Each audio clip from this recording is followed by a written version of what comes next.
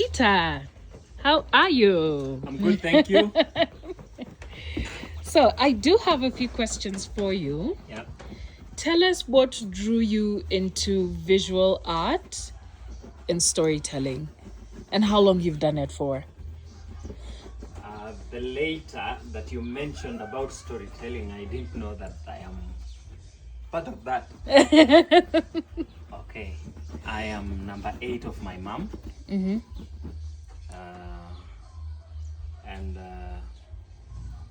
from the firstborn to me, everybody has creative fingers.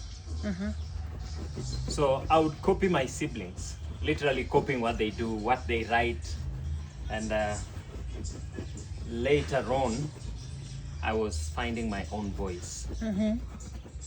In my voice, I didn't deliberately or intentionally decide like, I'm going to use a female figure for my story. But I just found myself attracted to painting more of women. And it was actually a woman. This woman was not very close to me. She was far most of the time. I would find her, I would see her at the horizon. I would see her coming up from the sky. I would see her crossing rivers and oceans. She would fly. Up in the sky, she was an angel. And then she found a friend, a bird. This bird would carry, look, this is very strange, the bird is back. Yeah, it's been a while since I did birds, years back. So this bird would carry this woman on its back. This bird was so big and the woman was so tiny, so that's why the bird would carry the woman on its back. At some point,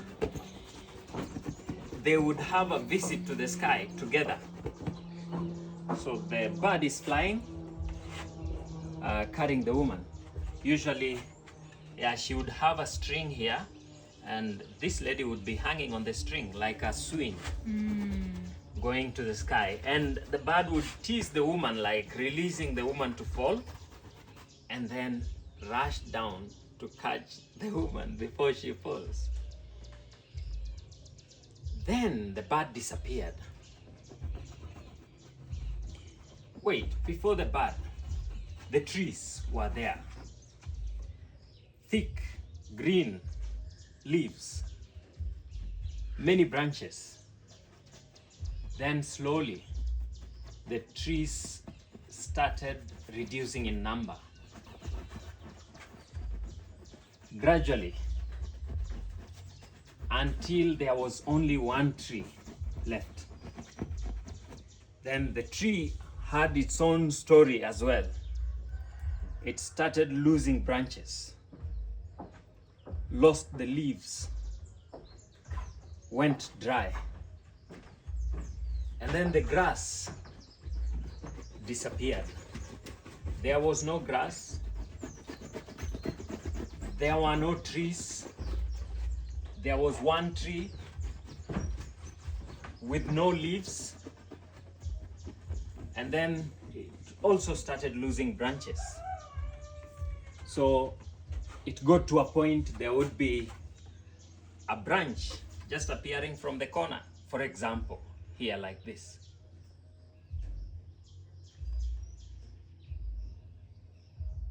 Yeah. And the ground was no longer there. So this lady was basically floating. There was one hut from a complete homestead. So there was only one hut, one woman, one tree, which was appearing from the corner of the canvas. And then came the chameleon. The chameleon would make music, blowing on the trumpet, as the woman would play the guitar or a violin. And then the chameleon disappeared. The bird came back, not as that big bird that would carry her friend on its back, but now the bird came a small bird like this. She would come in with letters from a loved one, or letters from wherever, letters of hope or love letters. And then at some point this woman went somewhere hoping to meet her lover who used to send her love letters, only to find the door is locked. And there was the chameleon again, walking on the doorposts. And she was crying. This woman that time had incredibly or abnormally long neck and tinier heads than you see now. And she would not cry, she would only sob.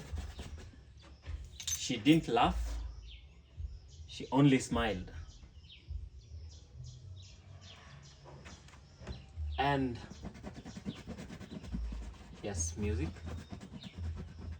the small bird, letters, and then flight. She flew, now not away, like coming closer to me. And she was coming closer and more profound. And then at some point, more than one people appeared on a wide mass of rock. So these people were singing. One was playing the piano or a keyboard, and the others were singing. And I did lots of singing then.